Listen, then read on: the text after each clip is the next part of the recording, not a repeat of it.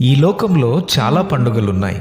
ఆ పండుగలు ఒక వ్యక్తికో, ఒక వర్గానికో, ఒక ప్రాంతానికో, ఒక రాష్ట్రానికో, ఒక దేశానికో పరిమితమై జరుగుతూ ఉంటాయి. కానీ ఎటువంటి పరిమితి లేకుండా అపరిమితముగా ప్రపంచమంతటా జరుపుకునే ఏకైక పండుగ క్రిస్మస్ ఒక్కటే. క్రిస్మస్ పండుగను ప్రపంచవ్యాప్తంగా 160 కంటే ఎక్కువ దేశాలలో జరుపుకుంటారు. అత్యధిక దేశాలు డిసెంబర్ 25వ తేదీన జరుపుకున్నప్పటికీ కొన్ని దేశాలు జనవరి 6వ తేదీన, జనవరి 7వ తేదీన మరియు జనవరి 18వ తేదీన క్రిస్మస్ను జరుపుకుంటారు.